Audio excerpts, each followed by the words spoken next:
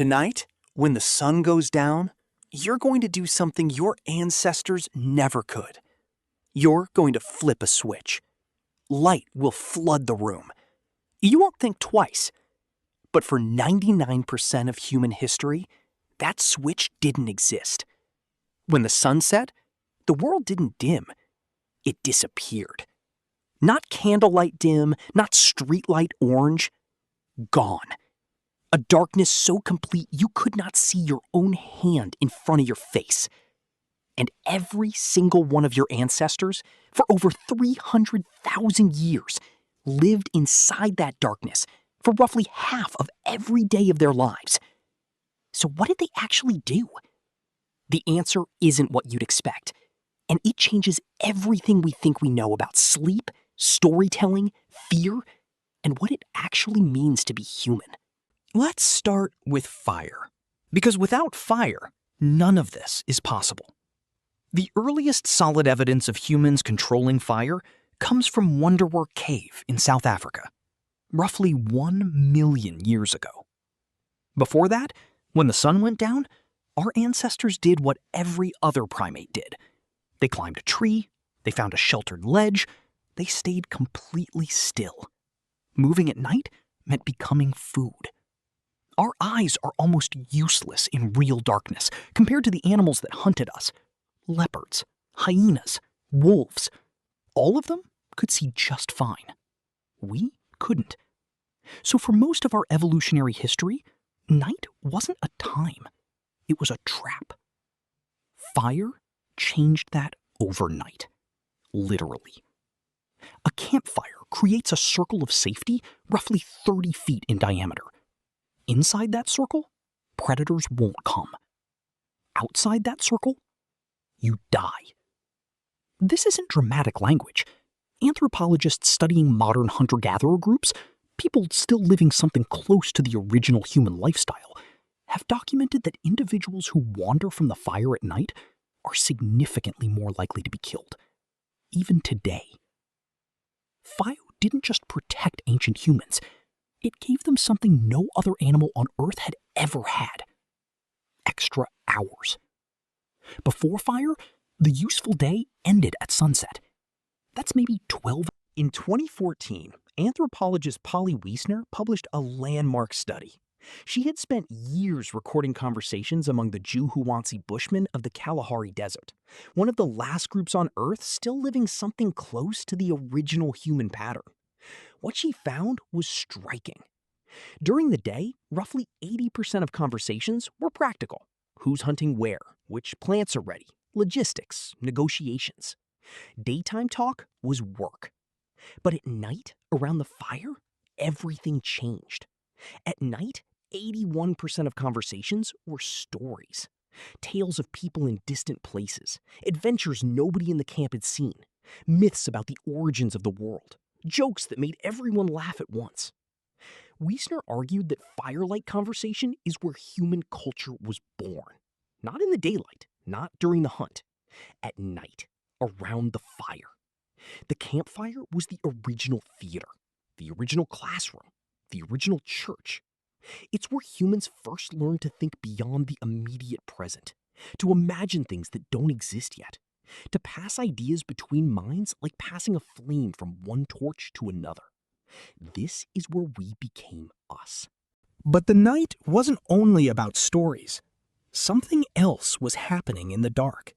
Something that scientists only rediscovered in the last 30 years.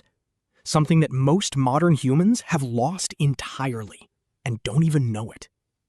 You were not designed to sleep the way you sleep right now.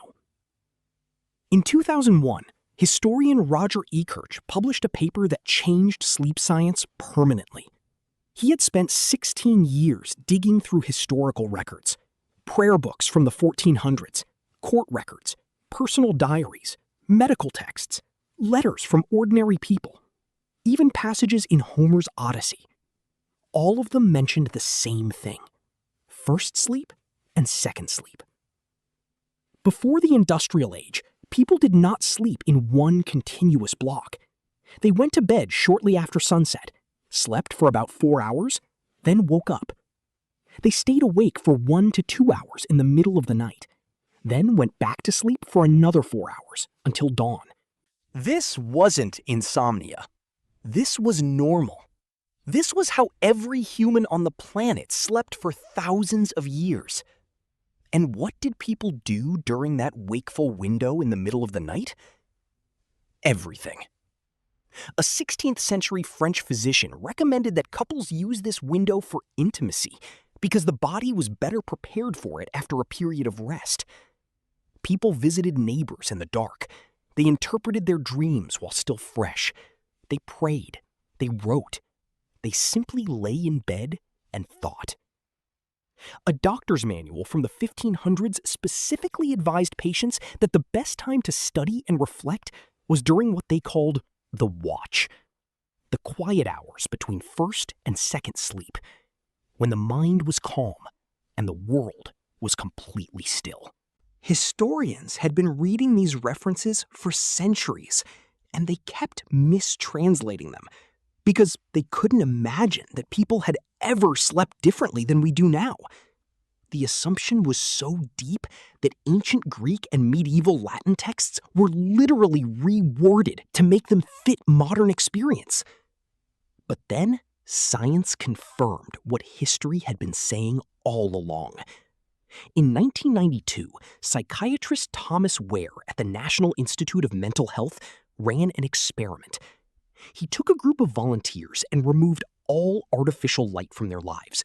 For 1 month, they experienced 14 hours of darkness every night, just like our ancestors would have.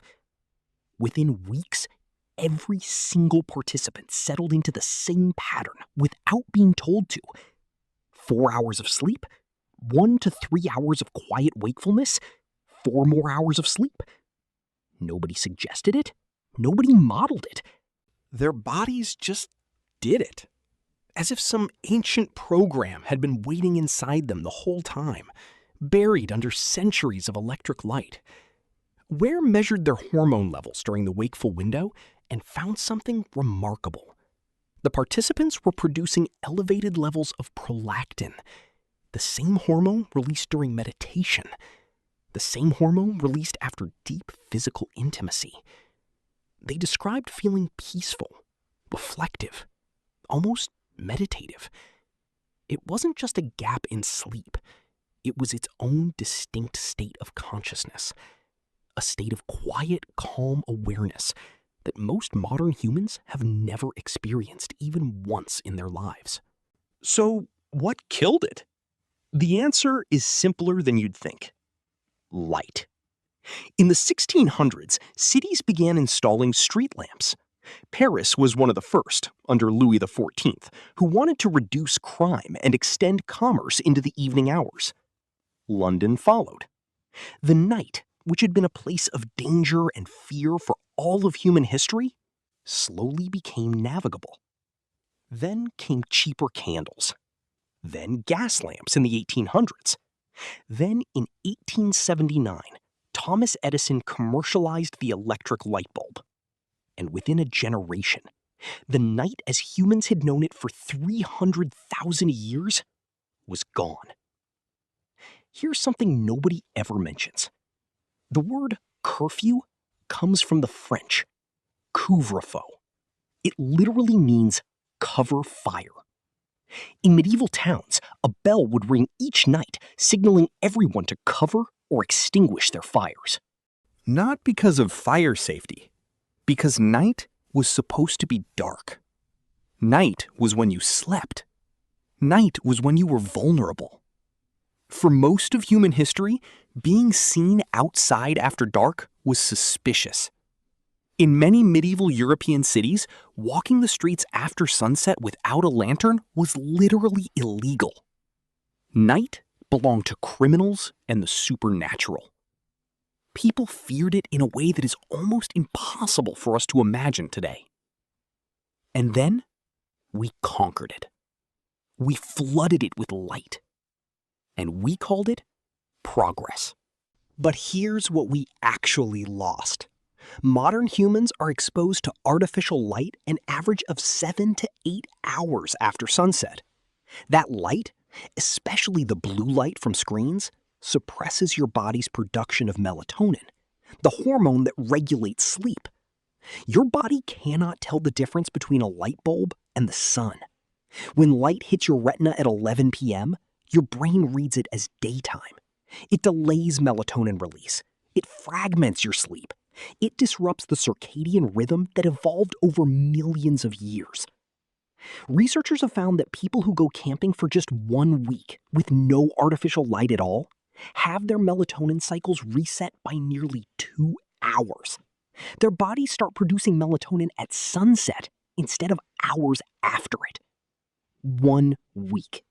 That's all it takes for 300,000 years of biological programming to reassert itself. We didn't just change when we sleep, we erased an entire phase of human consciousness. That quiet, reflective state between first and second sleep, the one WARE's participants described as peaceful and meditative, no longer exists for most people. Instead, we have insomnia. And we treat it like a disorder.